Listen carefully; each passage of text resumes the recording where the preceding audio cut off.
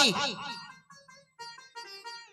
हा कह के धाए प्रभु और थी हाथी के पास। हाथी जितनी देर कहने में शब्द लगता है उतनी देर में तो आकर के मगर की गर्दन काट दी। बोलिए भक्त वत्सल भगवान। ऐसे हैं हमारे गोविंद। जो भी शरण आता है, जो भी एक बार आ जाता है, तू एक बार आजा गिरिराज की शरण में, फिर भय न कोई होगा महाराज की शरण में। तू एक बार आजा गिरिराज की शरण। कमी गोविंद की नहीं है, कमी हमारी और आपकी। हम नहीं जा पाते, हम गोविंदमय नहीं हो पाते। अरे प्रियजनों, पांचवें मनु पंचमो रैवतो नाम। पांचवें मनु रैवत हुए। और प्रियजनों, इसमें जब भगवान ने हरि अवतार ग्रहण किया तो अपने भक्तों को अपनी शरणागति दी। अब शरणागति दी है तो भैया जिसको शरणागति दे दी उसको अपना सर्वस्व दे दिया। तो बोले आज मैंने भक्त को अपनी शरणागति दी है, अब ये भक्त मेरे समान ही कैसे रहे। तो प्रियजनों, विकुंठा ऋषि की पत्नी शुभ्र से भगवान ने वैकुंठ की स्थापना की।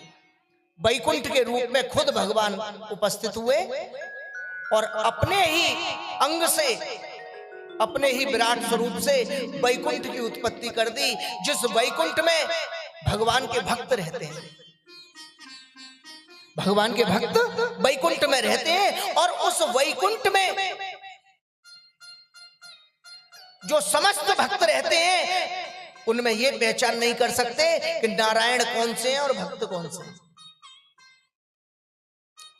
नारायण कौन से हैं और भक्त कौन से हैं। सबके चार भुजाएं हैं, सब मोर मुकुट धारण किए हुए हैं, सब पीतांबर धारण किए हुए हैं। जो दिखता है वो भगवान नारायण जैसा ही दिखता है। भगवान ने सभी को अपनी परम शक्ति दे दी, अपना रूप दे दिया, अपना बल दे दिया, अपना तेज दे दिया, अपनी बुद्धि दे दी, सर्वस्व दे दिया, अपने समान बना दिया। कैसे दयालु है मेरे प्रभु। किसी प्रधानमंत्री से तुम्हारी मित्रता हो जाए तो कभी आपको प्रधानमंत्री पद दे सकता है? नहीं दे सकता। लेकिन गोविंद ऐसे अपना पद दे देते हैं, अपना पद दे देते हैं। और जब वो पद दे देते हैं तो वही पहचान है कि एक बाबा जी साईं बाबा की जगह पूजने लगता है ना। पद मिला ना, वैकुंठ में गए ना, एक गुरु को पद दे देते हैं, अपने समान पुजवा देते हैं। जैसे गोविंद की पूजा होती है ऐसे ही गुरु की पूजा होती है। लेकिन आजकल के दुष्ट गुरु ऐसे हो गए हैं कि उनकी क्या कही जाए। अहम ब्रह्मास्मि कलयुग है ना। आजकल के दुष्ट गुरु अपने चरण पंचामृत से धुलवाते हैं शिष्य से। आजकल के गुरु अपने चरण पंचामृत से, जो जिससे गोविंद का स्नान होता है, गऊ का परम तत्व, दूध दही घी शहद, गाय का दूध, गाय का दही, गाय का घी, शहद, शक्कर, गंगा जल मिलाकर के इससे गंगा जल में स्नान करना तो सही है, गंगा जी में स्नान करना तो सही है, लेकिन अरे पापियों, गंगा जल से अपने चरण धुलवा रहे हो। गंगा जी में स्नान करना तो ठीक है, लेकिन गंगा जल से अपने चरण धुलवाना बहुत बड़ा पाप है।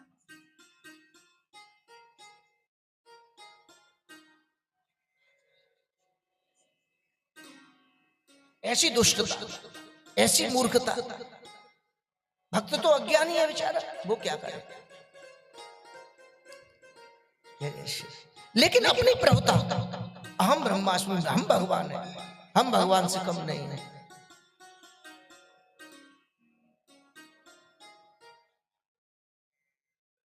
अरे नाम ठाकुर जी रख लिया, नाम कृष्ण रख लिया, नाम गोविंद रख लिया, ये तो बड़ी अच्छी बात है। यथा नाम तथा गुण, जैसा नाम होगा वैसे गुण आ जाएंगे।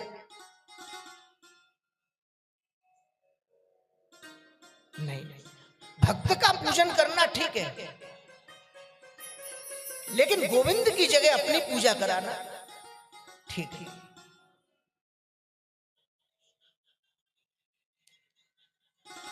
प्रियजनों, भगवान ने वैकुंठ की स्थापना की।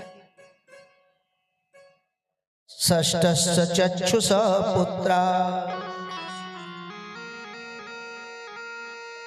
और प्रियजनों छठे मनु चाक्षुष हुए। और प्रियजनों इसमें भगवान ने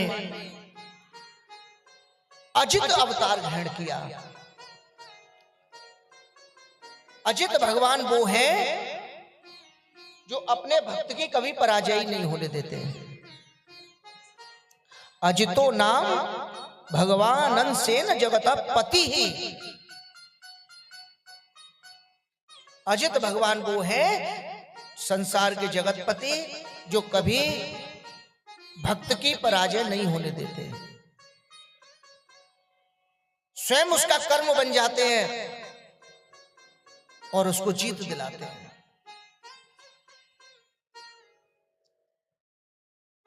राजा परीक्षित बोले भगवान एतद् भगवतः कर्म बदस्व परमाद्भुतम्। भगवान मेरे गोविंद के दिव्य दिव्य चरित्र, मेरे गोविंद की लीला मन ही नहीं भरता, आनंद पे आनंद आता जाता है। जिस समय गोविंद की प्रेम की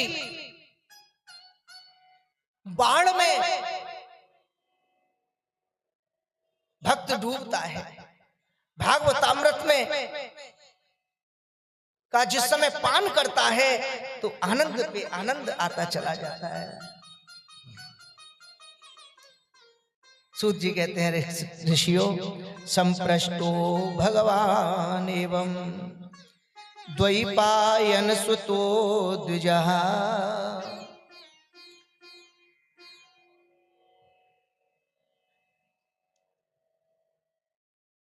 बोले वो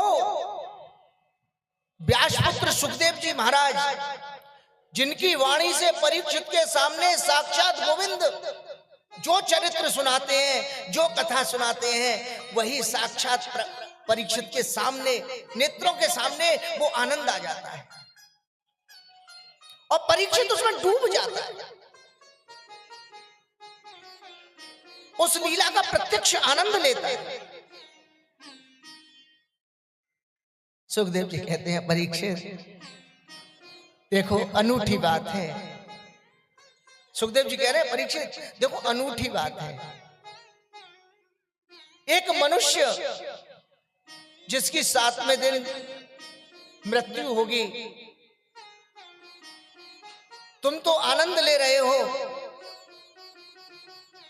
गोविंद के दर्शन का,